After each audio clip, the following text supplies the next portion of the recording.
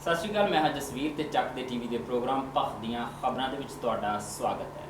ਇਸ ਪ੍ਰੋਗਰਾਮ 'ਚ ਕੁਝ ਤਾਜ਼ਾ ਤਰੀਨ ਖਬਰਾਂ ਤੇ ਚਲੰਤ ਮੁੱਦਿਆਂ ਦੇ ਉੱਤੇ ਚਰਚਾ ਕੀਤੀ ਜਾਂਦੀ ਹੈ। ਚਰਚਾ ਸਕਾਰਾਤਮਕ ਤੇ ਵਿਸਥਾਰਤ ਹੁੰਦੀ ਹੈ ਤਾਂ ਕਿ ਉਸ ਮੁੱਦੇ ਜਾਂ ਫਿਰ ਖਬਰ ਦਾ ਸੱਚ ਖੋਲ ਕੇ ਤੁਹਾਡੇ ਅੱਗੇ ਇਸ ਪ੍ਰੋਗਰਾਮ ਦੇ ਜ਼ਰੀਏ ਰੱਖਿਆ ਜਾ ਸਕੇ। ਔਰ ਇਸ ਕੋਸ਼ਿਸ਼ 'ਚ ਬਕਾਇਦਾ ਸਟੂਡੀਓ 'ਚ ਮੇਰੇ ਨਾਲ ਮੌਜੂਦ ਰਹਿੰਦੇ ਨੇ ਉੱਗੇ ਸਾਹਿਤਕਾਰ ਤੇ ਸੀਨੀਅਰ ਪੱਤਰਕਾਰ ਦੇਸਰਾਜ ਕਾਲੀ ਜੀ ਜੀ ਆਇਆਂ ਕਹਿੰਦੇ ਪ੍ਰੋਗਰਾਮ ਦੇ ਵਿੱਚ। ਮਿਹਰਬਾਨੀ ਜੀ। ਇਸ ਤੋਂ ਇਲਾਵਾ ਸੀਨੀਅਰ ਪੱਤਰਕਾਰ ਰਾਕੇਸ਼ ਆਨੰਦ ਵੀ ਸਾਡੇ ਨਾਲ ਹੋਣਗੇ। ਆਨੰਦ ਜੀ ਤੁਹਾਨੂੰ ਵੀ ਜੀ ਆਇਆਂ ਕਹਿੰਦੇ ਆ।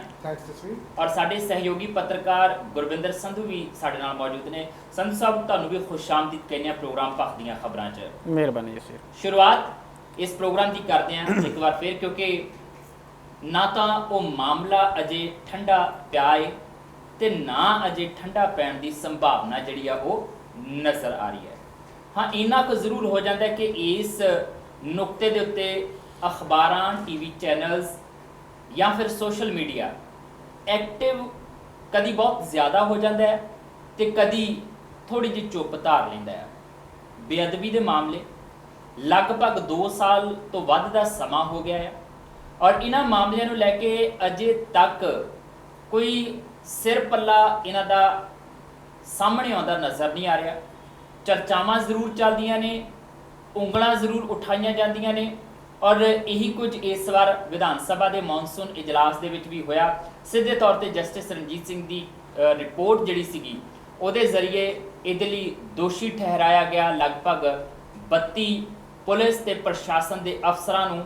ਲੱਗਦੇ ਹੱਥ ਸੱਤਾ ਦੇ ਵਿੱਚ ਬੈਠੀ ਅਕਾਲੀ ਭਾਜਪਾ ਗੱਠਜੋੜ ਦੀ ਸਰਕਾਰ ਤੇ ਖਾਸ ਤੌਰ ਤੇ ਪ੍ਰਕਾਸ਼ ਸਿੰਘ ਬਾਦਲ, ਸੁਖਬੀਰ ਸਿੰਘ ਬਾਦਲ ਹੋਰਾਂ ਨੂੰ ਵੀ ਇਹਦੇ ਵਿੱਚ ਨਿਸ਼ਾਨਾ ਬਣਾਇਆ ਗਿਆ ਔਰ ਚਰਚਾ ਦੁਬਾਰਾ ਫਿਰ ਇਸ ਮਾਮਲੇ ਦੀ ਚੱਲ ਪਈ।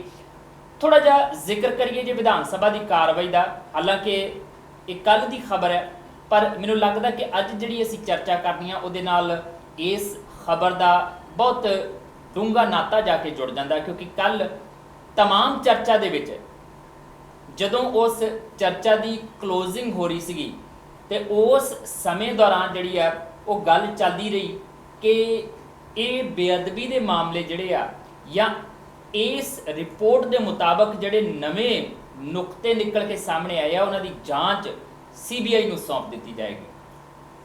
ਔਰ ਅਖੀਰ ਸਿਖਰ ਤੇ ਪਹੁੰਚਦਿਆਂ ਇਹ ਬਹਿਸ ਇੱਥੋਂ ਤੱਕ ਵੀ ਪਹੁੰਚ ਗਈ ਕਿ CBI ਨੂੰ ਸੌਂਪਣ ਦਾ ਮਤਲਬ ਇਹ ਹੋਏਗਾ ਕਿ ਇਸ ਮਾਮਲੇ ਨੂੰ ਠੰਡੇ ਬਸਤੇ ਦੇ ਵਿੱਚ ਪਾਉਣ ਦੀ ਸਰਕਾਰ ਵੱਲੋਂ ਕੋਸ਼ਿਸ਼ ਕੀਤੀ ਜਾ ਰਹੀ ਹੈ, ਕਿਉਂਕਿ CBI ਦਾ ਟਰੈਕ ਰਿਕਾਰਡ ਪਹਿਲਾਂ ਜਿਹੜਾ ਆ ਉਹ ਦੱਸਦਾ ਪਿਆ ਆ ਕਿ ਇੱਕ ਵਾਰ CBI ਕੋਲ ਮਾਮਲਾ ਗਿਆ ਤੇ ਫਿਰ ਤੁਸੀਂ ਭੁੱਲ ਜਾਓ ਜੀ ਕਿ ਉਸ ਮਾਮਲੇ ਦੇ ਵਿੱਚ ਕੋਈ ਕਾਰਵਾਈ ਹੋਏਗੀ, ਕਿਉਂਕਿ ਮਾਤਾ ਚੰਦ ਕੌਰ ਹੋਰਾਂ ਦੇ ਕਤਲ ਦੇ ਮਾਮਲੇ ਦੇ ਵਿੱਚ ਅਜੇ ਤੱਕ ਕੋਈ ਉਗ ਸੁਗ ਜਿਹੜੀ ਆ ਉਹ ਨਹੀਂ ਲੱਗੀ।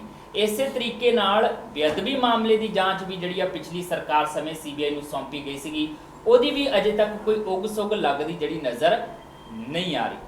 ਸੋ ਇਸ ਕਰਕੇ ਇਹ ਮਤਾ ਪਾਇਆ ਗਿਆ ਵਿਧਾਨ ਸਭਾ ਦੇ ਵਿੱਚ ਕਿ CBI ਨੂੰ ਨਾ ਜਾਂਚ ਸੌਂਪੀ ਜਾਵੇ, ਜਿਸ ਤੋਂ ਬਾਅਦ ਕੈਪਟਨ ਅਮਰਿੰਦਰ ਸਿੰਘ ਹੋਰਾਂ ਨੇ, ਉਹਨਾਂ ਦੀ ਸਰਕਾਰ ਨੇ ਇਸ ਮਤੇ ਨੂੰ ਸਵੀਕਾਰ ਕੀਤਾ ਔਰ ਹੁਣ ਇਹ ਐਲਾਨ ਕੀਤਾ ਗਿਆ ਹੈ ਕਿ ਮਾਮਲੇ CBI ਨੂੰ ਨਹੀਂ ਸੌਂਪੇ ਜਾਣਗੇ, ਸਗੋਂ ਇਹਨਾਂ ਮਾਮਲਿਆਂ ਦੇ ਹੱਲ ਲਈ ਜਿਹੜੀ ਹੈ ਉਹ ਇੱਕ ਸਿੱਟ ਦਾ ਗਠਨ ਕੀਤਾ ਜਾਏਗਾ ਜਿਹੜੀ ਤੈਅ ਸਮਾਂ ਸੀਮਾ ਦੇ ਵਿੱਚ ਜਿਹੜਾ ਆ ਇਹਨਾਂ ਮਾਮਲਿਆਂ ਦੇ ਨਿਪਟਾਰੇ ਦੇ ਵੱਲ ਕੰਮ ਕਰੇਗੀ। ਦੇਸਰਾਜ ਕਾਲੀ ਜੀ, ਇਹ ਅਸੀਂ ਚਰਚਾ ਕਰਦੇ ਹਾਂ, ਅਕਸਰ ਗੱਲ ਵੀ ਕੀਤੀ ਹੈ ਕਿ CBI ਨੂੰ ਦੇਣ ਦਾ ਮਾਮਲਾ ਮਤਲਬ ਹੁੰਦਾ ਕਿ ਲਓ ਜੀ ਠੰਡੇ ਬਸਤੇ 'ਚ ਪਾਤਾ, ਸੈਂਟਰ ਵੱਲ ਨੂੰ ਗੇਂਦ ਰੋੜਤੀ, ਪਰ ਇੱਥੇ ਵਿਧਾਨ ਸਭਾ ਦੀ ਕਾਰਵਾਈ ਦੇ ਵਿੱਚ ਕੋਸ਼ਿਸ਼ ਤਾਂ ਕੀਤੀ ਸਰਕਾਰ ਨੇ ਵਿਧਾਨ ਸਭਾ ਦੇ ਜ਼ਰੀਏ ਜਿਹੜਾ ਰੋੜਨ ਦੀ ਉਸ ਗੇਂਦ ਨੂੰ, ਪਰ ਵਿਰੋਧੀ ਧਿਰ ਨੇ, ਆਮ ਆਦਮੀ ਪਾਰਟੀ ਨੇ ਵੀ 2-3 ਵਾਰੀ ਇਸੇ ਨੁਕਤੇ ਨੂੰ ਉਠਾਇਆ। ਫੂਲਕਾ ਸਾਹਿਬ ਨੇ, ਬੀਬੀ ਬਲਜਿੰਦਰ ਕੌਰ ਹੋਰਾਂ ਨੇ ਇਸ ਗੱਲ ਨੂੰ ਦੁਹਰਾਇਆ ਸੀਗਾ। ਸੋ ਉਹ ਸਾਰਾ ਕੁਝ ਜਿਹੜਾ ਆ ਉਹ ਕਿਤੇ ਨਾ ਕਿਤੇ ਵਿਰੋਧੀ ਧਿਰ ਦੀ ਗੱਲ ਮੰਨੀ ਗਈ ਹੈ, ਕਬੂਲੀ ਗਈ ਹੈ ਔਰ ਹੁਣ ਇਸ ਮਾਮਲੇ ਦੇ ਲਈ ਜਿਹੜੀ ਆ ਉਹ ਸਿੱਟ ਬਣਾਉਣ ਦੀ ਗੱਲ ਜਿਹੜੀ ਆ ਉਹ ਕੀਤੀ ਗਈ ਹੈ। ਕੀ ਕਹਿਣਾ ਤੁਹਾਡਾ ਇਸ ਨੁਕਤੇ ਦੇ ਉੱਤੇ?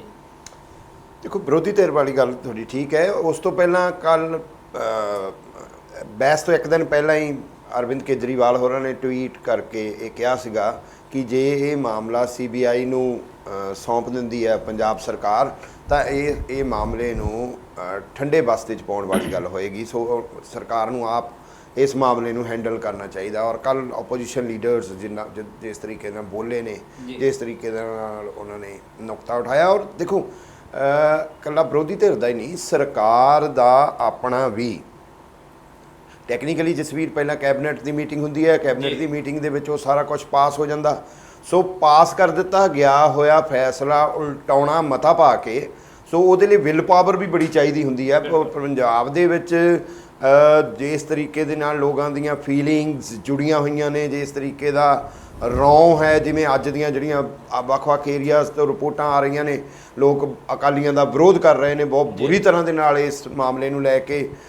ਫਰੀਦਕੋਟ ਦੇ ਵਿੱਚ ਜਾਂ ਹੋਰ ਆਲੇ ਦੁਆਲੇ ਪੰਜਾਬ ਦੇ ਵਿੱਚ ਈਵਨ ਪ੍ਰਵਾਸੀ ਭਾਈਚਾਰੇ ਵੱਲੋਂ ਸੋਸ਼ਲ ਮੀਡੀਆ 'ਤੇ ਉਹ ਅਦਰਵਾਈਜ਼ ਗੁਰਦੁਆਰਾ ਸਾਹਿਬਾਨਾਂ ਦੇ ਵਿੱਚ ਸਭਾਵਾਂ ਦੇ ਵਿੱਚ ਇੱਕ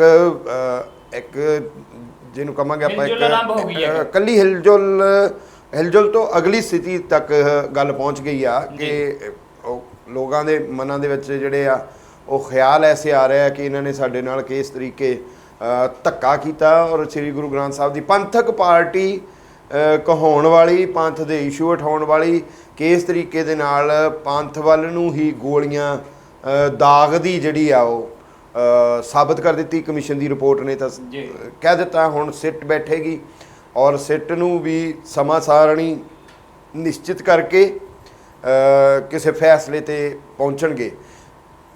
ਜਿੰਨੀ ਮਰਜ਼ੀ ਇਹਨੂੰ ਪੋਲੀਟੀਕਲ ਰੰਗਤ ਦੇਣ ਦੀ ਕੋਸ਼ਿਸ਼ ਹੋਈ, ਪਹਿਲੀ ਗੱਲ ਤਾਂ ਕੱਲ੍ਹ ਦੀ ਇਸ ਫੈਸਲੇ ਤੋਂ ਪਹਿਲਾਂ ਟੋਟਲੀ ਆਪੋਜੀਸ਼ਨ ਵੱਲੋਂ, ਅਕਾਲੀਆਂ ਵੱਲੋਂ, ਸੱਤਾਧਾਰੀ ਕਾਂਗਰਸ ਪਾਰਟੀ ਵੱਲੋਂ ਜਿਸ ਤਰੀਕੇ ਦੇ ਬਿਆਨ ਆਏ, ਜਿਸ ਤਰੀਕੇ ਰਿਪੋਰਟ ਪਹਿਲਾਂ ਥੋੜ੍ਹੀ ਜਿਹੀ ਹਿੱਸਾ ਲੀਕ ਕਰਵਾਇਆ, ਲੀਕ ਕਰਨ ਤੋਂ ਬਾਅਦ ਫਿਰ ਪ੍ਰਕਾਸ਼ ਸਿੰਘ ਬਾਦਲ ਹੋਰਾਂ ਦਾ ਨਾਮ ਆ ਗਿਆ, ਫਿਰ ਹੋਰ ਜਿਵੇਂ ਵੀ ਜਿਹੜੇ ਪਰਚਾ ਵੀ ਦਰਜ ਕਰ ਲਿਆ। ਉਹ ਜਿਹੜੇ ਸਟੈਪਸ ਸੀਗੇ ਨਾ ਜਸਵੀਰ, ਉਹ ਕਿਤੇ ਨਾ ਕਿਤੇ ਜਾ ਕੇ ਉਦਾਸ ਕਰਦੇ ਸੀਗੇ। ਇਸ਼ੂ ਬਹੁਤ ਸੈਂਸਿਟਿਵ ਸੀ ਔਰ ਹੋ ਇਹ ਰਿਹਾ ਸੀਗਾ ਕਿ ਉਸ ਇਸ਼ੂ ਦੇ ਪਿੱਛੇ, ਮੈਂ ਨਹੀਂ ਕਹਿੰਦਾ ਕਿ ਇਹ ਪੰਜਾਬ ਦਾ ਮਾਮਲਾ ਨਹੀਂ ਆ, ਬਟ ਪੰਜਾਬ ਦੇ ਐਡੇ ਵੱਡੇ ਹੀ ਮਾਮਲੇ ਜਿਹੜੇ ਸੀਗੇ, ਜਿਹੜੇ ਦਰਜਨਾਂ ਐਡੇ ਵੱਡੇ ਹੀ ਮਾਮਲੇ ਸੀਗੇ, ਉਹ ਇਸ ਇਸ਼ੂ ਦੇ ਪਿੱਛੇ ਲੁਕਦੇ ਨਜ਼ਰ ਆ ਰਹੇ ਸੀ ਔਰ ਲੁਕ ਗਏ ਜੀ, ਲੁਕ ਗਏ। ਸਿਰਫ ਭਾਵਨਾਵਾਂ ਨਾਲ ਖੇਡਣਾ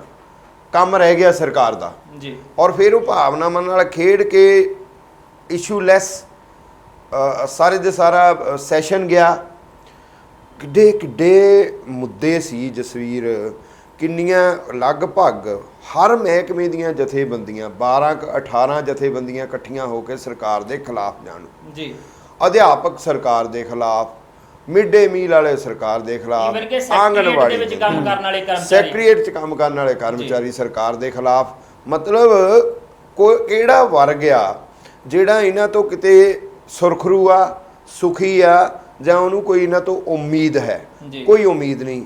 ਫਿਰ ਬਿਮਾਰੀਆਂ ਨੇ ਜਿਸ ਤਰੀਕੇ ਦੇ ਨਾਲ ਪੰਜਾਬ ਖਾਧਾ ਹੋਇਆ ਆ, ਜਿਸ ਤਰੀਕੇ ਦੇ ਨਾਲ ਕਿਸਾਨੀ ਦਾ ਬੁਰਾ ਹਾਲ ਹੈ, ਔਰ ਚਾਹੇ ਉਹ ਸੈਂਟਰ ਦੀ ਮਾਰ ਪਈ, ਡੀਮੋਨੇਟਾਈਜੇਸ਼ਨ ਵਾਲੀ ਮਾਰ ਪਈ, GST ਵਾਲੀ ਪਈ, ਔਰ ਨਿਊ ਇਕਨੋਮਿਕ ਪੋਲਿਸੀਜ਼ ਦੇ ਤੀਨ, ਬਾਹਰੋਂ ਜਿਹੜਾ ਮਾਲ ਆਉਂਦਾ ਆ, ਬਾਹਰੋਂ ਮਟੀਰੀਅਲ ਜਿਹੜਾ ਆਉਂਦਾ, ਬਾਹਰੋਂ ਵਸਤੂਆਂ ਜਿਹੜੀਆਂ ਆਉਂਦੀਆਂ ਨੇ, ਉਹ ਕਿਵੇਂ ਉਹਨੇ ਸਾਡਾ ਸਮਾਲ ਸਕੇਲ ਦਸਤਕਾਰ ਜਿਹੜਾ ਸੀਗਾ ਉਹ ਮਾਰਜਨਲਾਈਜ਼ਡ ਕਰਤਾ, ਛੋਟਾ ਵਪਾਰੀ ਜਿਹੜਾ ਸੀਗਾ ਉਹ ਮਾਰਜਨਲਾਈਜ਼ਡ ਕਰਤਾ। ਸੂਬਿਆਂ ਦਾ ਵੀ ਕਸੂਰ ਹੈ ਇਹਦੇ ਵਿੱਚ, ਸੂਬਿਆਂ ਦੀਆਂ ਕਸੂਰਾਂ ਵੀ ਜ਼ਿੰਮੇਵਾਰ ਹੈ ਸਰਕਾਰਾਂ ਜਿਹੜੀਆਂ। ਮੈਂ ਕਹਿੰਦਾ ਸੂਬਿਆਂ ਦੇ ਹੀ ਗਣਾਉਣ ਡਿਆ ਮੈਂ, ਨਾਲ ਸੈਂਟਰ ਦੇ ਵੱਲੋਂ ਵੀ ਜਿਹੜਾ ਹੋਇਆ ਉਹਦੇ ਨਾਲ, ਭਾਵ ਕਿ ਚਾਰਿਓ ਤਰਫੋਂ ਘਿਰੇ ਹੋਏ ਲੋਕ ਜਿਹੜੇ ਆ, ਈਵਨ ਮਿਡਲ ਕਲਾਸ ਨੂੰ ਸਾਹ ਨਹੀਂ ਲੈ ਹੁੰਦਾ, ਗਰੀਬ ਨੇ ਤਾਂ ਕੀ ਲੈਣਾ, ਸਲਮਸ ਨੇ ਤਾਂ ਉਦੋਂ ਜ਼ਿਆਦਾ ਬੁਰੀ ਹਾਲਤ ਆ, ਬਟ ਇਹਨਾਂ ਦਾ ਕਿਸੇ ਪਾਸੇ ਤਾਂ ਧਿਆਨ ਨਹੀਂ ਆ।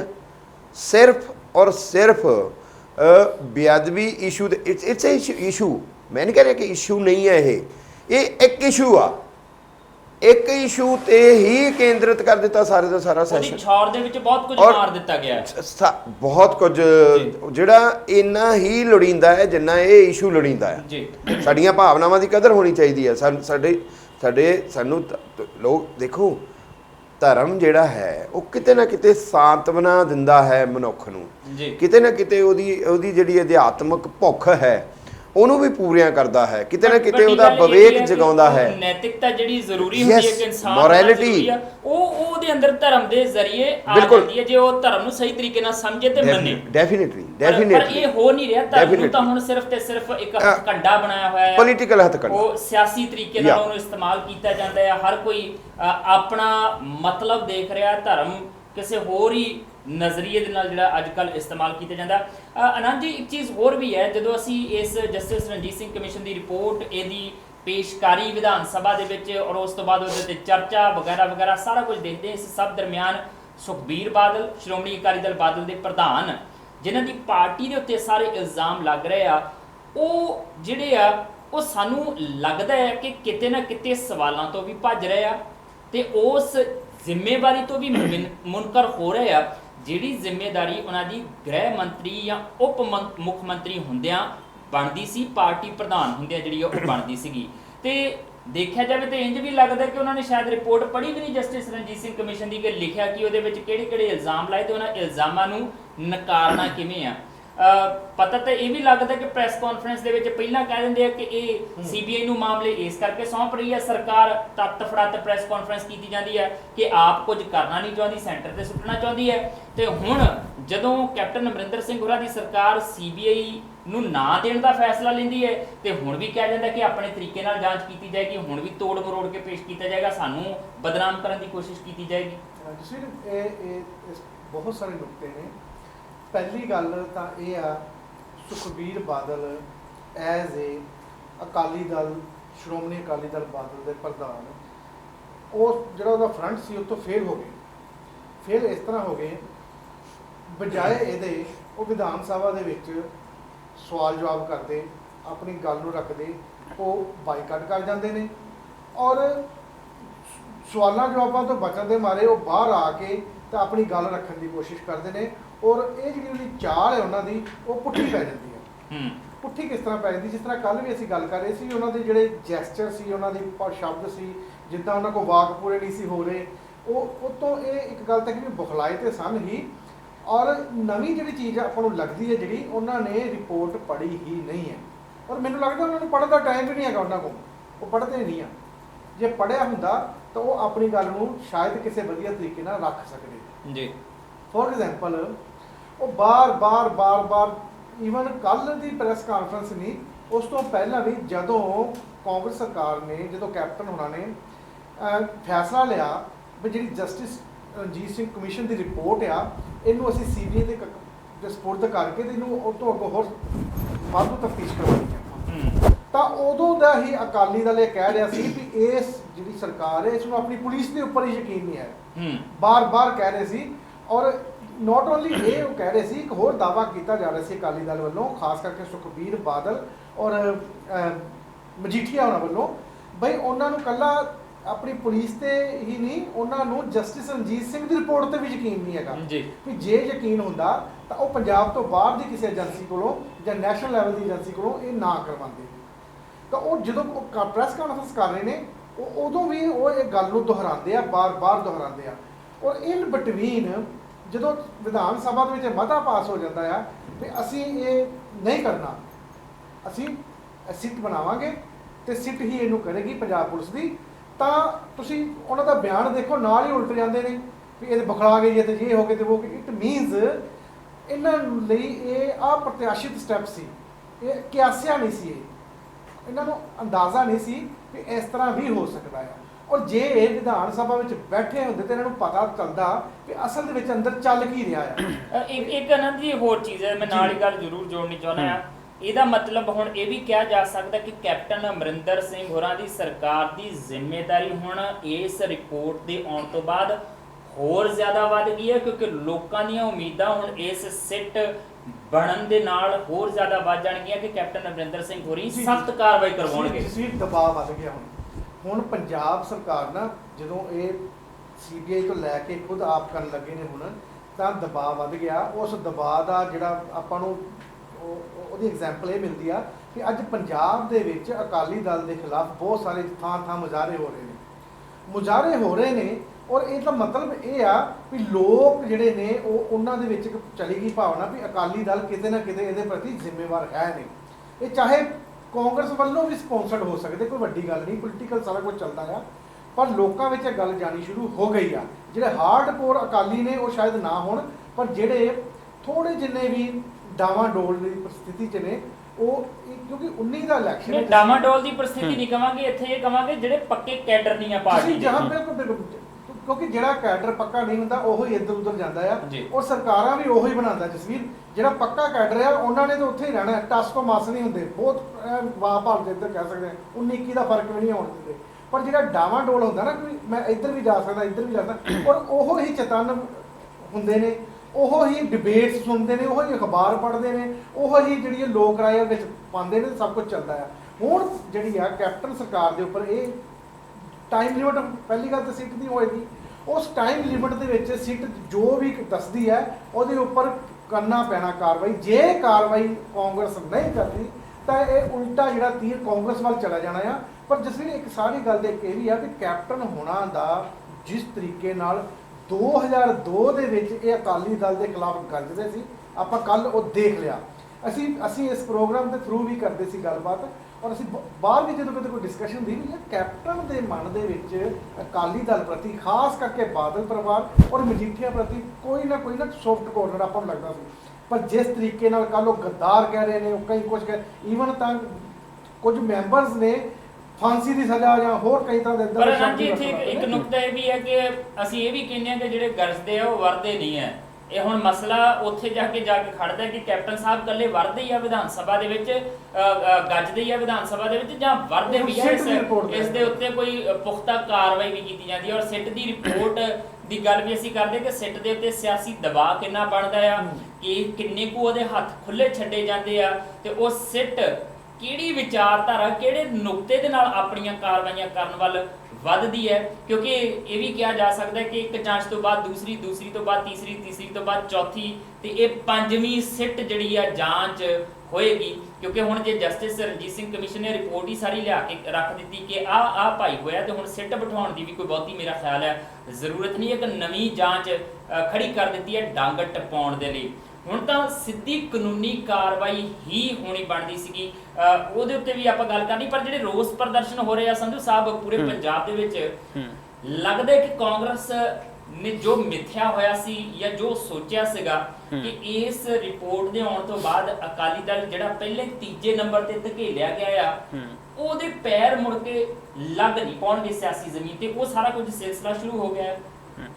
ਦੇਖੋ, ਇੱਥੇ ਇੱਕ ਚੀਜ਼ ਨੋਟਿਸ ਕਰਨ ਵਾਲੀ ਹੈ ਕਿ ਜਦੋਂ ਵਿਧਾਨ ਸਭਾ ਦੇ ਵਿੱਚ ਡਿਬੇਟ ਹੋਈ, ਬਹਿਸ ਹੋਈ ਇਸ ਰਿਪੋਰਟ ਦੇ ਉੱਤੇ, ਉਸ ਟਾਈਮ ਤੇ ਪੰਜਾਬ 'ਚ ਹੀ ਨਹੀਂ, ਜਿੰਨੇ ਵੀ ਬਾਹਰ ਵੀ ਜਿਹੜੇ ਆਪਣੇ ਪੰਜਾਬੀ ਜਿੰਨੇ ਵੀ ਵਸਦੇ ਨੇ, ਸਾਰਿਆਂ ਦੀਆਂ ਨਿਗਾਹ ਜਿਹੜੀ ਹੈ ਉਹ ਵਿਧਾਨ ਸਭਾ ਦੇ ਵਿੱਚ ਸੀਗੀ। ਇੱਥੋਂ ਤੱਕ ਕਿ ਕਿਸੇ ਏਰੀਆ ਦੇ ਵਿੱਚ LED ਲਾ ਕੇ ਤੇ ਪ੍ਰੋਪਰ ਤਰੀਕੇ ਦੇ ਨਾਲ ਸਾਰੇ ਪਿੰਡ ਨੇ, ਸਾਰੇ ਸ਼ਹਿਰ ਦੇ ਲੋਕਾਂ ਨੇ ਬੈਠ ਕੇ ਉਹ ਪੂਰੀ ਬਹਿਸ ਸੁਣੀ ਹੈ, ਪੂਰੀ ਬਹਿਸ ਦੇਖੀ ਹੈ। ਇੱਥੋਂ ਤੱਕ ਕਿ ਜਿਹੜਾ ਬਰਗਾੜੀ ਮੋਰਚਾ ਲੱਗਾ ਸੀਗਾ, ਉੱਥੇ ਵੀ TV ਦੇ ਉੱਤੇ ਬਹਿਸ ਜਿਹੜੀ ਆ ਲਾਈਵ ਦੇਖਣ ਦੇ ਸੀਗੇ।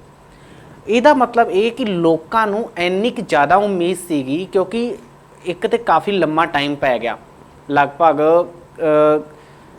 1047 ਦਿਨ, ਜਿਹੜਾ ਜਿਸ ਤਰ੍ਹਾਂ ਰਾਜਾ ਵੜਿੰਗ ਨੇ ਕਿਹਾ ਕਿ ਇੰਨਾ ਟਾਈਮ ਲਗਭਗ ਲੱਗ ਗਿਆ। ਦੂਜਾ ਇਹ ਸਾਹਮਣੇ ਆਉਣ ਦੇ ਵਿੱਚ ਕਿ ਅਸਲ ਦੋਸ਼ੀ ਜਿਹੜਾ ਉਹ ਕੌਣ ਸੀਗਾ। ਤੇ ਇਹ ਇੰਨੀ ਕੁ ਜ਼ਿਆਦਾ ਲੋਕਾਂ ਨੂੰ ਉਮੀਦ ਸੀਗੀ ਕਿ ਇਸ ਰਿਪੋਰਟ ਦੇ ਵਿੱਚੋਂ ਬਾਦਲਾਂ ਦਾ ਨਾਂ ਜਾਂ ਫਿਰ ਬਾਦਲ ਪਰਿਵਾਰ ਦਾ ਨਾਮ ਆਉਣਾ ਹੀ ਆ, ਇਹ ਇੱਕਦਮ ਕਲੀਅਰ ਹੋ ਗਿਆ ਸੀਗਾ। ਤੇ ਹੁਣ ਜਦੋਂ ਰਿਪੋਰਟ ਜਿਹੜੀ ਆ ਉਹ ਟੇਬਲ ਹੋ ਗਈ, ਰਿਪੋਰਟ ਤੇ ਬਹਿਸ ਹੋ ਗਈ, ਫਿਰ ਸਾਰਿਆਂ ਨੂੰ ਇਹ ਚੀਜ਼ ਕਲੀਅਰ ਹੋ ਗਈ ਕਿ ਬਾਦਲ ਪਰਿਵਾਰ ਨੇ, ਪਹਿਲਾਂ ਹੀ ਕਲੀਅਰ ਸੀਗੀ ਪਰ ਹੁਣ ਬਿਲਕੁਲ ਕਲੀਅਰ ਹੋ ਗਈ ਕਿ ਬਾਦਲ ਪਰਿਵਾਰ ਨੇ ਮਿਲ ਕੇ ਜਿਸ ਤਰੀਕੇ ਦੇ ਨਾਲ ਵੋਟਾਂ ਦੇ ਖਾਤਰ ਜਾਂ ਫਿਰ ਆਪਣੇ ਨਿੱਜੀ ਮੁਫਾਦ ਖਾਤਰ ਜਿਹੜਾ ਧਰਮ ਨੂੰ ਹੀ ਇੱਕ ਦਾਅ ਤੇ ਲਾ ਦਿੱਤਾ, ਇੱਕ ਤਰੀਕੇ ਦੇ ਨਾਲ ਗੁਰੂ ਨਹੀਂ ਸਮਝਿਆ, ਉਹਨੂੰ ਵੀ ਵੋਟਾਂ ਦੇ ਵਿੱਚ ਤੋਂ ਬਾਅਦ ਲੋਕਾਂ ਨੂੰ ਭਰੋਸਾ ਵੱਧ ਗਿਆ। ਹਾਂ, ਲੋਕਾਂ ਨੂੰ ਭਰੋਸਾ ਵੱਧ ਗਿਆ। ਫਿਰ ਉਸ ਤੋਂ ਬਾਅਦ ਜਦੋਂ ਰਿਜ਼ਲਟ ਲੋਕਾਂ ਦੇ ਸਾਹਮਣੇ ਆਇਆ ਤੇ ਫਿਰ ਲੋਕਾਂ ਨੇ ਵੀ ਆਪਦਾ ਗੁੱਸਾ ਜਿਹੜਾ ਹੈ ਉਹ ਜ਼ਾਹਿਰ ਕੀਤਾ, ਰੋਸ ਮੁਜ਼ਾਹਰੇ ਕੀਤੇ। ਨਾਲ ਦੀ ਨਾਲ ਹੀ ਕੈਪਟਨ ਸਰਕਾਰ ਦਾ ਤੇ ਸੁਮੇਸ਼ ਸੈਣੀ ਦਾ ਤੇ ਡੇਰਾ ਸੱਚਾ ਸੌਦਾ ਦਾ, ਉਹਨਾਂ ਦਾ ਵੀ ਪੁਤਲਾ ਬਣਾ ਕੇ ਫੂਕ ਰਹੇ ਨੇ ਤੇ ਰੋਸ ਪ੍ਰਦਰਸ਼ਨ ਕਰ ਰਹੇ ਨੇ, ਤੇ ਸੁਭਾਵਿਕ ਹੈ ਸੁਭਾਵਿਕ ਇਸ ਲਈ ਹੈ ਕਿਉਂਕਿ ਇੰਨੇ ਦਿਨ ਤੋਂ ਉਮੀਦ ਸੀਗੀ ਕਿ ਕਿਤੇ ਨਾ ਕਿਤੇ ਉਹ ਜਿਹੜਾ ਇੱਕ ਸ਼ੀਸ਼ਾ ਜਿੱਤੇ ਧੂਲ ਜੰਮੀ ਸੀ ਉਹ ਸਾਫ਼ ਹੋਵੇ ਤੇ ਤਸਵੀਰ ਕਲੀਅਰ ਹੋਏ ਕਿ ਆਖਿਰ ਇਸ ਦੇ ਪਿੱਛੇ ਜਿਹੜਾ ਹੈ ਕੌਣ ਸੀਗਾ, ਤੇ ਉਹ ਚੀਜ਼ ਹੁਣ ਲਗਭਗ ਸਾਫ਼ ਹੋ ਜੇ ਦਿਖ ਰਹੀ ਹੈ। ਪੰਜਾਬ ਦੇ ਲੋਕਾਂ ਨੇ 2017 ਦੀਆਂ ਚੋਣਾਂ ਦੇ ਵਿੱਚ ਹੀ ਹਟਾ ਦਿੱਤੀ ਸੀ ਕਿ ਉਹਨਾਂ ਨੇ ਦੱਸ ਦਿੱਤਾ ਸੀਗਾ ਕਿ ਉਹ ਹਕੀਕਤ ਦੇ ਕਿੰਨਾ ਕੁ ਨੇੜੇ ਆ। ਸੋ ਸਾਰਾ ਕੁਝ ਉਹਦੀ ਸਥਿਤੀ ਸਪਸ਼ਟ ਹੋ ਗਈ ਸੀ। ਪਰ ਇੱਕ ਨੁਕਤਾ ਜਿਹੜਾ ਥੋੜਾ ਜਿਹਾ ਮੈਂ ਛੇੜਿਆ ਸੀਗਾ ਦੇਸਰਾਜ ਗਾਲੀ, ਮੈਂ ਚਾਹੁੰਦਾ ਕਿ ਇੱਕ ਟਿੱਪਣੀ ਜ਼ਰੂਰ ਉਹਦੇ ਤੇ ਹੋਣੀ ਚਾਹੀਦੀ ਹੈ। ਸਿੱਟ ਬਣਾਉਣੀ ਲਾਜ਼ਮੀ ਸੀਗੀ, ਇੱਕ ਹੋਰ ਨਵੀਂ ਸਿੱਟ, ਇੱਕ ਨਵੀਂ ਜਾਂਚ ਦੇ ਉੱਤੇ ਜਾਂਚ, ਜਿਵੇਂ ਸਨੀ ਦਿਓਲ ਕਹਿੰਦਾ ਤਾਰੀਖ ਤੇ ਤਾਰੀਖ, ਤੇ ਇਹਦੇ ਉੱਤੇ ਵੀ ਜਾਂਚ, ਨਵੀਂ ਤੋਂ ਨਵੀਂ ਜਾਂਚ, ਤੇ ਉਸ ਜਾਂਚ ਤੋਂ ਬਾਅਦ ਕਾਰਵਾਈ ਕਦੋਂ ਜਾ ਕੇ ਹੋਏਗੀ? ਐਕਸ਼ਨ ਲੈਣਾ ਚਾਹੀਦਾ ਸੀ ਸਰਕਾਰ ਨੂੰ। ਜਿਹੜੀ ਗੱਲ ਸੰਧੂ ਸਾਹਿਬ ਕਰ ਰਹੇ ਸੀਗੇ ਕਿ ਲੋਕ ਪੁਤਲੇ ਬਣਾ ਕੇ ਕੈਪਟਨ ਹੋਰਾਂ ਦੇ ਵੀ ਫੂਕ ਰਹੇ ਨੇ ਜੀ, ਉਹ ਇਸੇ ਗੱਲ ਚੋਂ ਹੀ ਆ ਕਿ ਭਾਈ ਅਸੀਂ ਕੋਈ ਡਿਸੀਜਨ ਚਾਹੁੰਦੇ ਸੀ, ਅਸੀਂ ਪ੍ਰੋਲੋਂਗ ਤਾਂ ਫਿਰ ਵੀ ਕਰ ਦਿੱਤਾ, ਤੁਸੀਂ CBI ਤੋਂ ਲੈ ਲਿਆ ਤੇ ਭਾਵੇਂ ਪੰਜਾਬ ਸਰਕਾਰ ਕੋਈ ਸਿੱਟ ਬਣਾਵੇ, ਪ੍ਰੋਲੋਂਗ ਤਾਂ ਹੋ ਗਿਆ ਨਾ, ਟਾਈਮ ਪੀਰੀਅਡ ਬੰਨ ਦੋ ਤਾਂ ਹੁਣ 5ਵੀਂ ਜਾਂਚ ਸ਼ੁਰੂ ਹੋ ਗਈ। ਬਿਲਕੁਲ। ਸੋ ਕਾਰਵਾਈ ਕਰਨੀ ਚਾਹੀਦੀ ਸੀ, ਲੋਕਾਂ ਨੂੰ ਕਾਰਵਾਈ ਦੀ ਉਮੀਦ ਸੀ ਔਰ ਸਰਕਾਰ ਨੂੰ ਕਰਨੀ ਚਾਹੀਦੀ ਸੀ, ਜਿਹੜੀ ਉਹਨਾਂ ਨੇ ਨਹੀਂ ਕੀਤੀ। ਔਰ ਮੈਂ ਫਿਰ ਕਹਿਣਾ ਜਸਵੀਰ, ਕਾਰਵਾਈ ਇਸ ਵਾਸਤੇ ਵੀ ਜ਼ਰੂਰੀ ਆ ਕਿ ਭਾਈ ਇਸ ਇਸ਼ੂ ਦਾ ਨਿਬੇੜਾ ਕਰੋ ਔਰ ਜਿਹੜੇ ਇਹ ਏਡੇ ਹੀ ਵੱਡੇ ਜਿਹੜੇ ਹੋਰ ਇਸ਼ੂ ਨੇ ਉਹਨਾਂ ਨੂੰ ਐਡਰੈਸ ਕਰੋ, ਉਹਨਾਂ ਨੂੰ ਦੱਸੋ ਲੋਕਾਂ ਨੂੰ ਤੁਸੀਂ ਕੀ ਕਰਨਾ ਚਾਹੁੰਦੇ ਆ, ਕੀ ਨਹੀਂ ਕਰਨਾ ਚਾਹੁੰਦੇ। ਮੂਹਰੇ ਚੋਣਾਂ ਆ ਜਾਣੀਆਂ, 2019 ਵਾਲਾ ਵਰਾ ਉੱਦਾਂ ਹੀ ਚਲੇ ਜਾਣਾ ਜੀ, ਸਾਰੇ ਦਾ ਸਾਰਾ ਵਰਾ, ਤਾਂ ਉਹ 1 ਸਾਲ ਪੂਰਾ ਦੇਖ ਲਿਓ ਤੁਸੀਂ, ਚੋਣਾਂ ਦੇ ਵਿੱਚ ਹੀ ਲੰਘ ਜਾਣਾ ਹੈ ਤੇ ਤੁਹਾਡੇ ਕੋਲ ਕੰਮ ਕਰਨ ਵਾਸਤੇ ਟਾਈਮ ਕਿੱਥੇ ਹੈ? ਤੁਹਾਡੇ ਕੋਲ ਵਿਧਾਨ ਸਭਾ ਤਾਂ ਤੁਸੀਂ ਲਾਉਣਾ ਨਹੀਂ ਚਾਹੁੰਦੇ ਯਾਰ, 10 ਘੰਟੇ ਦੀ ਵਿਧਾਨ ਸਭਾ ਜੀ, ਕੋਈ ਮਤਲਬ ਜੇ ਡਿਬੇਟ ਤੁਸੀਂ 4-5 ਦਿਨ ਵਿਧਾਨ ਸਭਾ ਚਲਾਓ ਯਾਰ, 4-5 ਇਸ਼ੂ ਜਿਹੜੇ 6 ਬਿੱਲ ਹੀ ਲਿਆਂਦੇ ਸੀ ਤੁਸੀਂ ਉਹਨਾਂ ਦੇ ਉੱਤੇ ਹੀ ਡਿਬੇਟ ਕਰਵਾ ਲੈਂਦੇ, ਬਟ ਨੋ।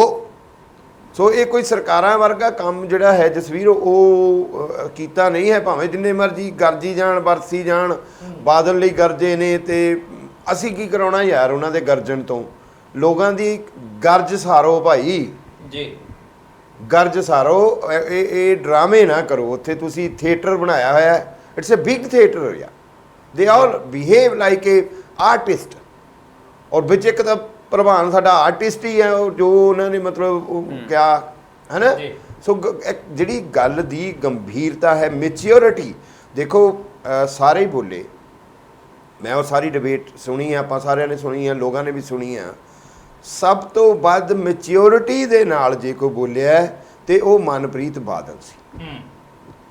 ਉਹਦੀ ਬਾਡੀ ਲੈਂਗੁਏਜ 'ਚ ਤੁਹਾਨੂੰ ਇੱਕ ਪੋਲੀਟੀਸ਼ੀਅਨ, ਇੱਕ ਮੈਚਿਓਰ ਪੋਲੀਟੀਸ਼ੀਅਨ ਦੀ ਝਲਕ ਜਿਹੜੀ ਆ ਉਹ ਦਿਖਾਈ ਦੇਗੀ। ਟੂ ਦੀ ਪੁਆਇੰਟ ਗੱਲ ਕੀਤੀ, ਔਰ ਬਾਦਲਾਂ ਦਾ ਜੋ ਲੀਗੇਸੀ ਆ, ਉਹਨਾਂ ਦੀ ਪੋਲੀਟੀਕਲ ਲੀਗੇਸੀ ਆ, ਕੌਨਸਪੀਰੇਟਰ ਦੀ ਤਰ੍ਹਾਂ ਕੰਮ ਕਰਨ ਦੀ, ਲੋਕਾਂ ਨੂੰ ਲੜਾ ਕੇ ਰੱਖਣ ਦੀ, ਔਰ ਅਟੈਕਿੰਗ ਔਰ ਜ਼ਾਲਮਾਨਾ ਤਰੀਕਾ ਜਿਹੜਾ ਹੈ ਉਹਨੇ 1978 ਤੋਂ ਲੈ ਕੇ 2018 ਤੱਕ ਦੀ ਸਾਰੀ ਨੁਕਤਿਆਂ ਦੇ ਵਿੱਚ ਉਹ ਤੁਹਾਨੂੰ ਸਮਝਾਤੀ, ਔਰ ਜਿਹੜੀ ਗੱਲ ਕੀਤੀ ਬੜੀ ਠਰਮੇ ਨਾਲ ਔਰ ਪਾਏਦਾਰ।